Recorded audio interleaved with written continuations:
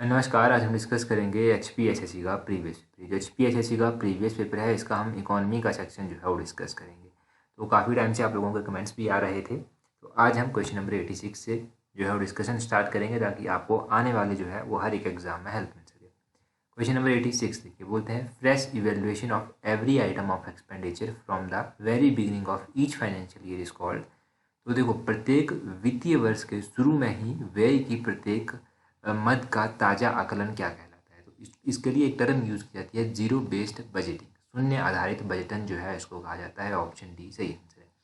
अब इसको कहा जाता है जीरो बेस्ड बजटिंग। आपने क्या यहाँ से ध्यान रखना है, देखो, जब आप हिमाचल के एग्ज़ाम की तैयारी कर रहे हैं और बजट की बात यहाँ पर हो रही है, तो आपने ध्यान रखना है कि 2022-23 में जो हिमाचल प्रदेश का बजट जो था वो सरकार ने प्रेजेंट किया था, वो कितना था? वो था 51,365 करोड़। ये था 51,365 करोड़ जो था ये बजट था 2022-23 फाइनेंशियल ईयर के लिए। और इससे पहले जब 2021 और 2022 के लिए जो था वो बजट पेश किया गया था, वो था 49,131, 49,131 करोड़ का जो था वो बजट था। ये बजट के बारे में बेसिक टर्म आपको हिमाचल का एग्ज़ाम, अगर आप हिमाचल के एग्ज़ाम की तैयारी कर रहे हैं तो पता होनी चाहिए। अब अगला क्वेश्चन देखिए, बोलते हैं who is responsible for collection and publication of monetary and financial information. तो बोलते हैं कि मौद्रिक तथा वित्तीय जानकारी के संग्रहण तथा प्रकाशन के लिए कौन उत्तरदायी होता है। तो देखो, अगर बात की जाए कि कौन रिस्पॉन्सिबल होता है जो भी कलेक्शन और पब्लिकेशन होती है मॉनेटरी और फाइनेंशियल इंफॉर्मेशन की, तो इसके लिए रिजर्व बैंक ऑफ इंडिया जो है वो रिस्पॉन्सिबल होता है। ऑप्शन सी जो है वो सही आंसर है। अब देखो, एक क्वेश्चन और बनता है। क्वेश्चन ये बनता है कि मॉनेटरी पॉलिसी जो है वो इंडिया में कौन अनाउंस करता है। मॉनेटरी पॉलिसी इंडिया में अनाउंस की जाती है किसके द्वारा? रिजर्व बैंक ऑफ इंडिया के द्वारा। एक आपने ये ध्यान रखना है साथ में, और ये क्वेश्चन बहुत बार पूछा गया है। अब देखो, मॉनेटरी पॉलिसी जो रिजर्व बैंक ऑफ इंडिया जारी करता है, इसका उद्देश्य क्या होता है, क्यों जारी की जाती है? इसका उद्देश्य ये होता है कि इससे पहले तो जो इन्फ्लेशन होती है उसको कंट्रोल किया जा सके, और जो वस्तुओं की होर्डिंग की जाती है, होर्डिंग यानी कि वस्तुओं को इकट्ठा कर लिया जाता है, उसको जो है वो डिस्करेज किया जा सके। एक तो इसका उद्देश्य ये भी होता है कि वस्तुओं की जो जमाखोरी होती है उसको जो है वो डिस्करेज किया जाए। और एक इसका लक्ष्य ये होता है, उद्देश्य ये होता है कि जो सेक्टर जो है वो नेग्लेक्ट कर दिए गए हैं, उन सेक्टर्स में जो है वो क्रेडिट जो है वो बढ़ाया जाए, उन सेक्टरों में जो है वो थोड़ा सा मनी का फ्लो बढ़ाया जाए, ताकि लोगों को जो है वो आगे आने वाले टाइम में अपॉर्चुनिटीज़ मिल सकें। तो ये जो है उद्देश्य होता है मॉनेटरी पॉलिसी का, ये ध्यान रखना है आपने। अगला क्वेश्चन देखिए, अगले क्वेश्चन में बोलते हैं 88 में, Gandhian economy was based on the principle of. Gandhian अर्थव्यवस्था जो है वो किसके सिद्धांत पर आधारित है? देखो, अगर आप बात करेंगे गांधीयन अर्थव्यवस्था की, गांधीयन इकोनॉमी की, ये किसके ऊपर बेस्ड है? ये बेस्ड होती है किसके ऊपर? ट्रस्टशिप के ऊपर। ऑप्शन सी जो है वो सही आंसर है, न्यायिकता के ऊपर। अब गांधीयन इकोनॉमी के बारे में आपको पता चला, ये जो गांधी जी का थॉट था इकोनॉमी को लेकर, देखो ये किस तरह से था। तो गांधी जी एक तो ट्रस्टशिप की पॉलिसी के ऊपर बहुत विश्वास करते थे। दूसरा, इनका कहना था कि जितनी भी लड़ाइयाँ होती हैं, जितने भी ये जो छोटे छोटे कॉन्फ्लिक्ट होते रहते हैं, या फिर आप कह लीजिए कॉन्ट्राडिक्शन जो होती हैं, वो कैसे होती हैं? वो होते हैं सेंट्रलाइजेशन के कारण, क्योंकि एक ही केंद्र बना दिया जाता है। तो इसीलिए ये डिसेंट्रलाइजेशन की पॉलिसी के ऊपर जो था वो फोकस करते थे। ये पंचायती राज वगैरह को भी जो था वो बहुत प्रमोट करते थे, और ये बैलेंस्ड ग्रोथ के ऊपर जो था वो फोकस करना चाहते थे। इनका जो था एक गांधीयन सर्वोदय प्लान भी आता है, तो सर्वोदय के ऊपर ये बहुत फोकस करते थे। तो ये थोड़ा सा आप जान लीजिए। अगला क्वेश्चन है 89 क्वेश्चन, बोलते हैं the employment guarantee scheme was first started in. तो ये जो एम्प्लॉयमेंट गारंटी स्कीम थी, ये सबसे पहले कहाँ पर लॉन्च की गई थी, कहाँ पर स्टार्ट की गई थी? तो ये महाराष्ट्र में सबसे पहले जो था वो स्टार्ट की गई थी, रोजगार गारंटी योजना। अब रोजगार गारंटी योजना से आपको कुछ कुछ याद आ रहा होगा। आपको क्या याद आ रहा है? आपको जो है वो national rural employment guarantee act 2005 के बारे में जो है वो ज़रूर याद आ रहा होगा। ये जो national rural employment guarantee act, जिसको नरेगा भी कहते हैं, ये 2005 का एक्ट है। और आपने ध्यान रखना है कि नरेगा से मनरेगा जो था ये 2009 में बना था। मनरेगा का पूरा नाम रखा गया था Mahatma Gandhi national rural employment guarantee act, ये इसका पूरा नाम रखा गया था। नरेगा का जो ऐप था ये 2005 का एक्ट था, फिर इसको लॉन्च 2006 में किया गया। फिर ये मनरेगा में 2009 में जो था क्या हुआ, 2009 में जो था इसको मनरेगा नाम दे दिया गया था। ये आपने ध्यान रखना है। और साथ में आपको पता चल गया कि एम्प्लॉयमेंट गारंटी स्कीम सबसे पहले कहाँ पर चलाई गई थी, प्रारंभ की गई थी महाराष्ट्र में। 90 नंबर क्वेश्चन है, the purpose of the World Bank is to. तो वर्ल्ड बैंक का जो उद्देश्य है, विश्व बैंक का जो उद्देश्य है वो क्या है? इसका उद्देश्य है give international loan for development purposes. तो ऑप्शन सी सही आंसर है। वर्ल्ड बैंक जो है वो विकास के कार्यों के लिए जो है वो अंतर्राष्ट्रीय स्तर पर जो है वो लोन देता है। आपने देखा होगा कि बहुत सारी ऐसी योजनाएं हिमाचल प्रदेश में हैं जो वर्ल्ड बैंक के द्वारा फंड की जा रही हैं। वर्ल्ड बैंक क्यों फंड करता है? ताकि डेवलपमेंट जो है वो हो सके। पहले वो कंट्रीज़ को करता है, कंट्रीज़ फर्दर जो है वो स्टेट्स में वो प्रोजेक्ट लेकर आती हैं। अगर मैं आपसे पूछूं कि आप मुझे कोई ऐसी योजना बताओ जो हिमाचल प्रदेश में वर्ल्ड बैंक के द्वारा फंड की जा रही है, तो आप Himachal Pradesh horticulture development project के बारे में कह सकते हैं। ये वर्ल्ड बैंक के तहत जो है वो फंड किया जा रहा है। हिमाचल प्रदेश में हाइड्रो पावर को लेकर भी जो है वो वर्ल्ड बैंक जो है वो फंड दे रहा है। और आप कह सकते हैं कि हिमाचल प्रदेश में जो है वो स्किल एक्विजिशन और नॉलेज अवेयरनेस को लेकर भी जो है वो वर्ल्ड बैंक जो है वो असिस्ट कर रहा है। आपने संकल्प योजना के बारे में सुना होगा। संकल्प, जिसका पूरा नाम है skill acquisition and knowledge awareness for livelihood promotion, ये वर्ल्ड बैंक के द्वारा असिस्ट की जा रही है। वर्ल्ड बैंक के द्वारा इसमें सहायता प्रदान की जा रही है। और वर्ल्ड बैंक की स्थापना कब हुई थी? इसका हेडक्वार्टर कहाँ पर स्थित है? वर्ल्ड बैंक की स्थापना 1944 में की गई थी। 1944 में जब ये स्थापना की गई थी तब इसका नाम क्या था? इसका नाम था international bank for reconstruction and development. बाद में चलकर इसका नाम जो था वो क्या रखा गया? वर्ल्ड बैंक जो था वो बाद में चलकर इसका नाम रख दिया गया। आपने ध्यान रखना है कि इसके अलावा इसका हेडक्वार्टर बहुत ज़्यादा इंपॉर्टेंट है। तो हेडक्वार्टर जो है वो इसका कहाँ पर स्थित है? इसके हेडक्वार्टर जो है वो वाशिंगटन DC में जो है वो स्थित है। देखो, जब वर्ल्ड बैंक को बनाया गया था तो इसका उद्देश्य कि ये हुआ करता था कि जो वर्ल्ड वॉर सेकंड उस टाइम हुआ था उससे जो प्रभावित कंट्रियां थी उन कंट्रीज़ को जो है वो थोड़ी सी हेल्प दी जा सके। तो ये इसका उद्देश्य रहा। फिर बाद में चलकर ये डेवलपमेंट के कार्यों को लेकर जो था वो अलग अलग कंट्रीज़ में अपनी सहायता जो था वो देता रहा। अगला क्वेश्चन देखिए, 91 नंबर क्वेश्चन बोलते हैं नाबार्ड इज एन। तो नाबार्ड क्या है? नाबार्ड इज एन, ये क्वेश्चन मोस्ट इंपॉर्टेंट है, बहुत बार पूछा जाता है। बहुत सारे लोग इसमें कन्फ्यूज भी कई बार हो जाते हैं। तो इस क्वेश्चन का सही आंसर है ऑप्शन बी, फाइनेंशियल इंस्टीट्यूशन। अब नाबार्ड एक फाइनेंशियल इंस्टीट्यूशन है। इसका पूरा नाम क्या है पहले वो पता होना चाहिए।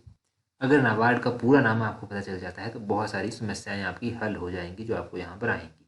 इसका पूरा नाम है national bank for agriculture and rural development. तो ये एग्रीकल्चर और रूरल डेवलपमेंट के जो क्षेत्र होते हैं वहाँ पर ये फाइनेंशियल एक असिस्टेंस जो है वो प्रोवाइड करवाता है।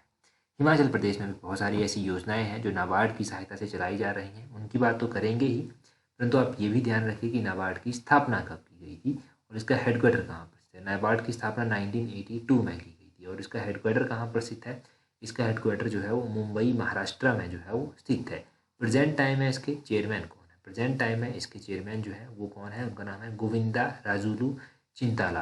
तो ये आपने ध्यान रखना है, गोविंदा राजुलू चिंताला इनका नाम है, ये आपने ध्यान रखना है। और ये कौन सी मिनिस्ट्री के तहत आता है? तो ये मिनिस्ट्री ऑफ फाइनेंस के तहत जो है वो आता है। हिमाचल प्रदेश में एक मोस्ट इंपॉर्टेंट योजना है दूध गंगा योजना, जो बहुत बार एग्जाम में पूछी गई है। ये योजना नाबार्ड की सहायता से जो है वो चलाई जा रही है और 2009 में जो था वो इस योजना को लॉन्च किया गया था।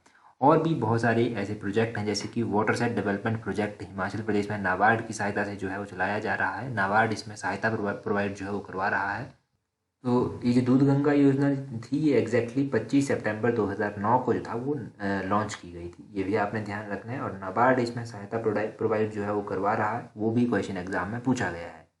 नेक्स्ट क्वेश्चन में पूछते हैं Kumbh at Nasik is held on the bank of which river. बोलते हैं कि नासिक में जो कुंभ मेला होता है वो कौन सी नदी के किनारे होता है? तो नासिक में जो कुंभ मेला होता है ये होता है गोदावरी नदी के किनारे। ऑप्शन ए जो है वो सही। अब ये गोदावरी नदी के किनारे होता है। ये क्वेश्चन मोस्ट इंपॉर्टेंट है पहले अपने आप में ही। कुंभ मेले के बारे में आपने याद रखना है कि इलाहाबाद का जो कुंभ का मेला है वो किसके द्वारा स्टार्ट करवाया गया था? वो हर्षवर्धन के द्वारा जो है वो स्टार्ट करवाया गया था। और ये मेला 12 वर्षों के बाद जो है वो आता है, ये भी आपने ध्यान रखना है। साथ में कई बार देखो इस तरह से क्वेश्चन ना पूछकर क्वेश्चन डायरेक्टली पूछ लिया जाता है कि नासिक जो है वो कौन सी नदी के किनारे स्थित है। तो नासिक कौन सी नदी के किनारे स्थित हुआ? ये गोदावरी नदी के किनारे जो है वो स्थित हुआ। ये क्वेश्चन भी एग्जाम में पूछा जा सकता है कि नासिक कौन सी नदी के किनारे स्थित है या फिर गोदावरी नदी के किनारे कौन सा शहर स्थित है।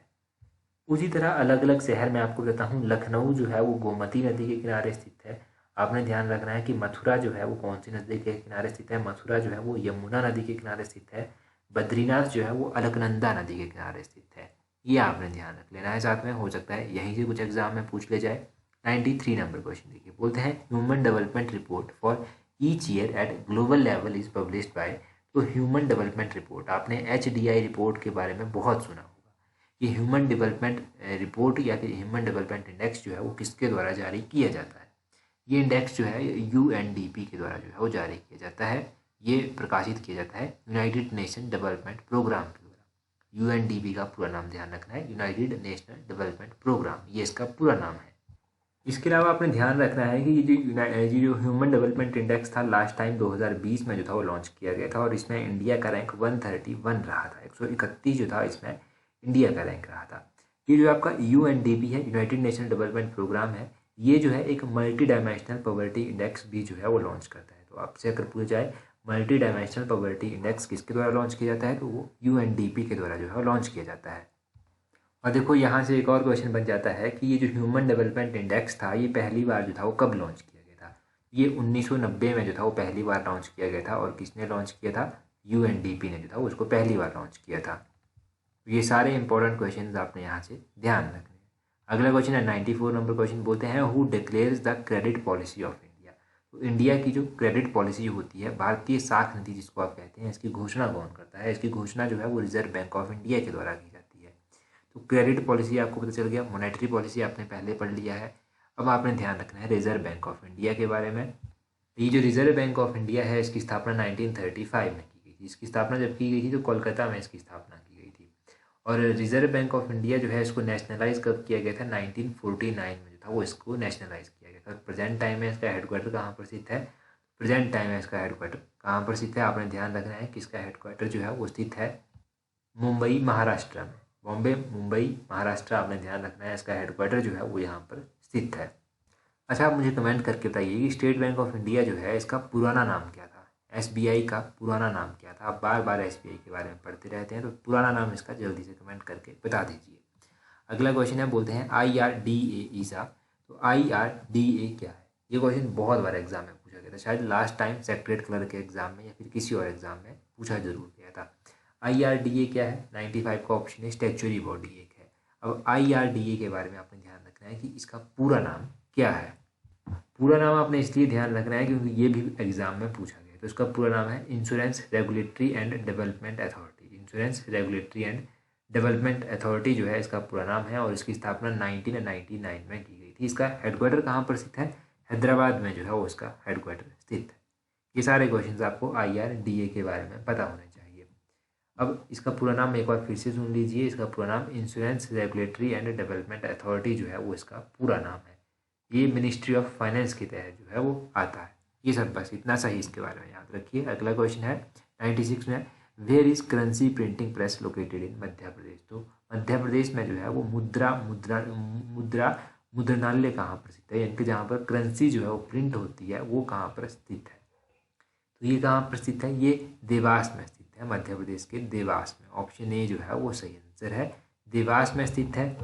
और भी जो है देखो जो करेंसी की प्रिंटिंग प्रेसेज हैं वो भी स्थित है, जैसे कि नासिक में भी जो है एक प्रिंटिंग प्रेस स्थित है। अगर महाराष्ट्र की पूछी जाए तो आप नासिक बता सकते हैं, मध्य प्रदेश की पूछी जाए तो देवास आप बता सकते हैं। इसके अलावा मैसूर में भी जो है एक प्रिंटिंग प्रेस है करेंसी की, जो कर्नाटका में पड़ता है मैसूर। और सालबोनी में भी जो है एक प्रिंटिंग प्रेस है जो वेस्ट बंगाल में जो है वो पड़ता है। तो ये करेंसी की जो प्रिंटिंग प्रेसेस हैं इंडिया में, या फिर और भी हो सकती हैं, परंतु कुछ एक मैंने आपको बता दी। आप एक बार सुनेंगे तो आपको हो सकता है एग्जाम में हेल्प मिल सके। अगला क्वेश्चन देखिए आपके पास है 97 नंबर क्वेश्चन। 97 नंबर क्वेश्चन में बोलते हैं which is not member of ASEAN. तो एशियान का सदस्य इनमें से कौन सा नहीं है? अगर एशियान के सदस्यों की बात करें तो एशियान का सदस्य इनमें से कौन सा नहीं है? इंडिया जो है एशियान का सदस्य नहीं है। कई बार हम कंफ्यूज हो जाते हैं और इंडिया सही आंसर करके आ जाएं, इंडिया को छोड़कर कुछ और सही आंसर कर आ जाएंगे। तो ध्यान रखिए कि एशियान जो है इसके सदस्य जो है वो कौन कौन से हैं। तो एशियान जो कंट्रीज़ हैं वो कौन कौन सी हैं? पहले आपने ध्यान रखना है कि 10 कंट्रीज़ हैं। इसमें एक ब्रुनई आता है, कंबोडिया आता है, इंडोनेशिया आता है, लाओस आता है, मलेशिया आता है, म्यांमार आता है, फिलीपींस आता है, सिंगापुर आता है, थाईलैंड आता है और वियतनाम आता है। ये जो है एशियन कंट्रीज़ हैं और इनका हेडक्वार्टर कहाँ पर स्थित है? इनका सेक्रेटरीट आप कह लीजिए, इनका सेक्रेटरीट जो है वो जकार्ता में स्थित है। जकार्ता में स्थित है। और अगर आपके पास कोई ट्रिक है इन एशियन कंट्रीज़ को याद रखने की तो जल्दी से कमेंट करके बता दीजिए, नहीं तो हम कभी फिर अलग वीडियो में इसको डिस्कस करेंगे। अभी देखो आप मुझे करंट अफेयर का क्वेश्चन मैं आपसे पूछता हूँ, उसका आंसर कमेंट करके बता दीजिए। कल मैंने आपसे क्वेश्चन पूछा था कि इक्वेरियन एक्सरसाइज किस किस कंट्री के बीच में होती है, तो ये इंडिया और मालदीव्स के बीच में होती है। जिन्होंने भी कमेंट करके बताया था उन्होंने सही आंसर बताया था। अभी आप मुझे बताइए कि टाइफून राय जो था वो कौन सी कंट्री में आया था। एक टाइफून राय है, RAI इसका नाम है, टाइफून राय, इसका पूरा नाम टाइफून राय है, और ये कौन सी कंट्री में इसने तबाही मचाई थी, आप जल्दी से कमेंट करके बता दीजिए। बाकी अगर अभी तक भी आप हमारे टेलीग्राम ग्रुप पर नहीं जुड़े हैं तो जल्दी से सर्च कीजिए अपने टेलीग्राम से @allexam31। इस तरह से आपको हमारा टेलीग्राम चैनल मिल जाएगा। 20,500-600 से अधिक लोग जुड़ चुके हैं, तो आप भी जुड़ जाइए। और रहती है बात की PDFs या फिर इंपॉर्टेंट इन्फॉर्मेशन आपको कहाँ पर मिलेगी, तो टेलीग्राम पर आपको इंस्टेंटली प्रोवाइड करवा दी जाती है। आज की वीडियो में इतना ही काफ़ी है। So that's all for today. Thank you very much for watching and listening it very patiently.